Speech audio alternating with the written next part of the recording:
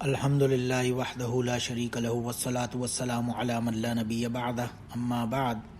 بسم اللہ الرحمن الرحیم اللہم صلی علی محمد وعلی آل محمد کما صلیت علی ابراہیم وعلی آل ابراہیم انک حمید مجید اللہم بارک علی محمد وعلی آل محمد کما بارکت علی ابراہیم وعلی آل ابراہیم انک حمید مجید۔ یہ ایک حدیث ہے حضرت ابو ہریرہ رضی اللہ تعالیٰ عنہ سے مروی ہے۔ اس میں فرماتے ہیں کہ رسول اللہ صلی اللہ علیہ وسلم نے فرمایا کل عمل ابن آدم یضاعف الحسنۃ بعشر امثالها الی 700 ضعف۔ عمل بنی آدم یعنی بنی آدم کا ہر عمل جو ہوتا ہے وہ تقریباً 10 ٹائمز اس کو اجر ملتا ہے، یا even in certain cases 700 Times الی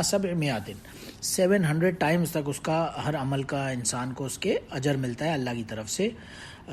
قال اللہ تعالیٰ، لیکن اللہ سبحانہ و تعالیٰ فرماتا ہے الا الصوم، سوائے روزے کے۔ روزہ ایک ایسا عمل ہے جس کے بارے میں یہ فرمایا آگے فَإِنَّهُ لِي وَأَنَا أَجْزِي بِهِ، کہ روزہ میرے لیے ہے۔ اللہ سبحانہ و تعالیٰ فرماتا ہے روزہ میرے لیے ہے اور میں ہی اس کا اجر دوں گا۔ بھی يَدَعُ شَهْوَتَهُ وَطَعَامَهُ، کہ یعنی جو انسان اس روزے کے دوران اپنی شہوت سے یعنی کہ اپنی ڈیزائر سے وشز سے بچتا ہے اور کھانے پینے کو چھوڑتا ہے، یعنی کہ اس سے ریفرین کرتا ہے، ترک کرتا ہے، پورا دن کچھ کھاتا پیتا نہیں ہے، اپنی شہوت سے پرہیز کرتا ہے، تو اس کا اجر فَإِنَّهُ لِي وَأَنَا أَجْزِي بِهِ، یہ میرے لیے اور اس کا اجر میں ہی دوں گا۔ من اجل للصائم فرحتان، اور آگے اللہ سبحانہ و تعالیٰ کا ارشاد یہاں پہ نقل ہو رہا ہے کہ اس حدیث میں کہ روزے دار کے لیے دو قسم کی فرحتان، دو قسم کی خوشیاں ہوں گی۔ فرحت عند فطرہ، ایک پہلی خوشی روزے دار کو ملتی ہے افطار کے وقت، آف کورس پورا دن جو وہ کھاتا پیتا ہے اور بھوکا پیاسا رہتا ہے، اپنی ڈیزائر سے پرہیز کرتا ہے، تو اس کا اجر ایک اسے اس کی افطار کے ٹائم پہ ظاہر ہے اوبویسلی ایک تو لاجیکل جو خوشی ملتی ہے وہ خوشی، اور پھر فرحت عند لقاء ربہ، کہ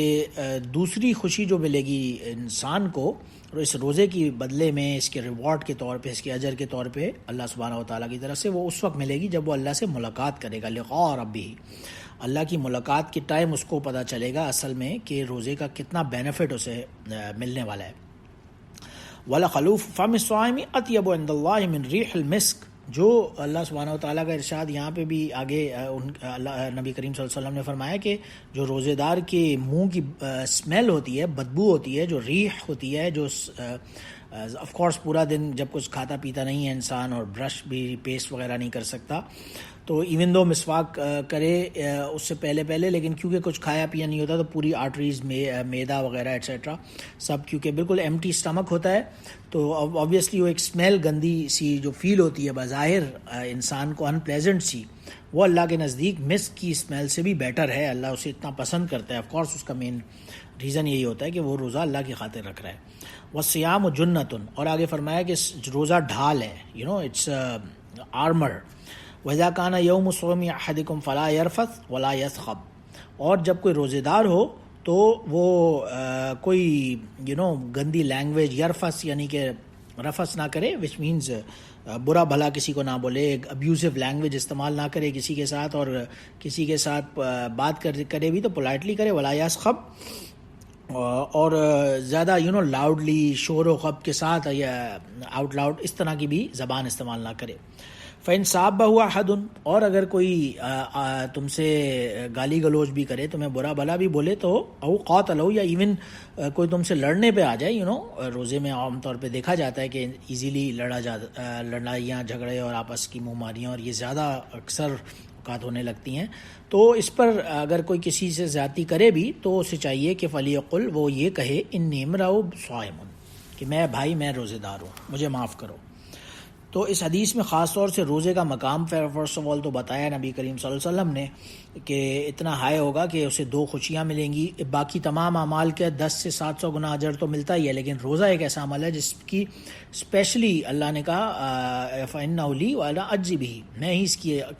جزا دوں گا، اس کی ریوارڈ دوں گا۔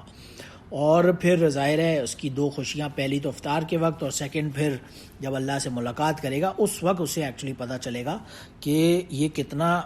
بینیفیشل تھا اس کے لیے. اسی لیے فرمایا اگر کوئی روزے میں تم سے کوئی جھگڑا بھی کرے، لڑائی جھگڑا یا ایون منہ ماری گالی گلوچ کرے، اس سے بس یہ کہو بھائی میرا روزہ ہے، I am fasting please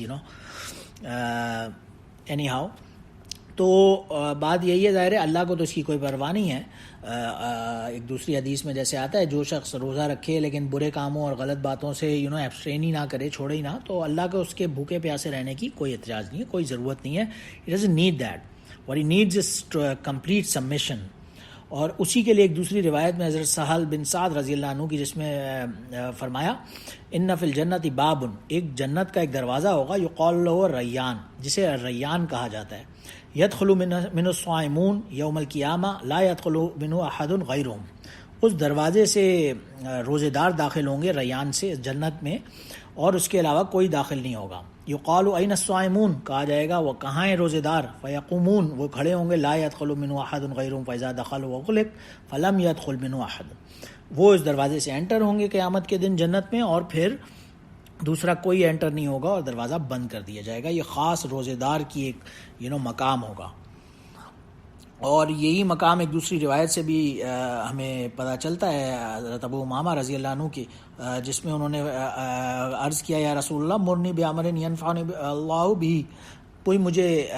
he requested کہ مجھے کوئی نصیحت فرمائیں جس کا اللہ کے نزدیک مجھے نفع ہو، پروفٹ ہو، فائدہ ہو. تو قال علیک بالصوم فانہ لا مثل لہ، کہ تم روزہ رکھو، روزے کے کمپیریٹو اور کوئی دوسرا عمل نہیں ہے. اور یہی وہ روزے دار ہوں گے جو قیامت کے دن جن کے لیے وہ دروازہ جنت کا جسے ریان کہا جاتا ہے وہ کھول دیا جائے گا.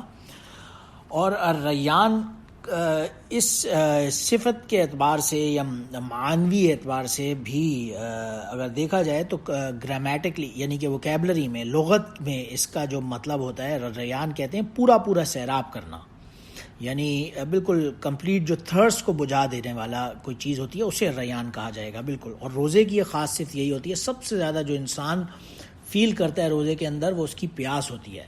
اور وہی پیاس کی نسبت سے اس جنت کا دروازے کا نام بھی ریان رکھا گیا کہ وہ ان کی تمام پیاس بجھا دے گا.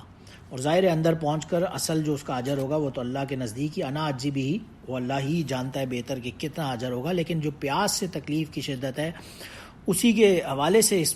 پہلی حدیث میں کہا گیا تھا کہ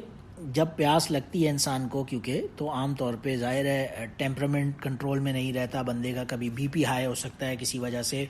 بلڈ پریشر، شوگر، آج کل تو ویسے ہی اتنے اسٹریس وغیرہ کے اور انگزائٹی اور کون سے سائیکولوجیکل ڈیزیزز ہمارے سامنے، جسے ڈیزیز تو نہیں کہنا چاہیے لیکن سمٹمز یا کیپیسٹیز کہہ لیتے ہیں انسان کی، جو بھی اس کے اندر موجود ہیں. اب خاص طور سے پیاس ایک ایسی چیز ہے جس میں خاص طور سے ہٹ کرتی ہے، اور اگر ایسا نہیں بھی ہے تو پیاس سے عموماً ایک نارمل انسان بھی وہ ایسی چیز ہے جس کی وجہ سے عموماً اپنا کنٹرول لوز کر سکتا ہے. تو اسی لیے کہا گیا کہ اگر کنٹرول لوز بھی ہو، کوئی تم سے آگے بات غلط بھی کر جائے اور کوئی گالی گلوچ کرے، برا بھلا بولے، تو فلیقل، اس کو بس اتنا کہو انی امرؤ صائم، بھائی میرا روزہ ہے، مجھے معاف کرو، یعنی کہ میں روزے دار ہوں اور اپنے اس روزے کو اجر ضائع نہ کروں، اور بھوکا پیاسا ہی رہنا نہیں بلکہ کسی سے گالی گلوچ، برا بھلا بولنا، فرائض کے علاوہ کے جو حقوق العباد ہیں انہیں صحیح معنوں میں سے ادا کروں گا، تو یہ اصل میں صحیح معنوں میں صحیح میننگ جو ہوگا وہ روزے کا ادا ہوگا مجھ سے. تو کوشش ہے اور دعا کرتے ہیں کہ اللہ ہم سب کو اسی طرح سے بالکل پرفیکٹ کیپیسٹی کے اندر روزے رکھنے کی توفیق عطا فرمائے اور استطاعت عطا فرمائے. وآخر دعوانا ان الحمدللہ رب العالمین. سبحان ربک رب العزت عما یصفون وسلام علی المرسلین والحمدللہ رب العالمین. سبحانک اللہم اشہد ان لا الہ الا انت استغفرک واتوب الیک.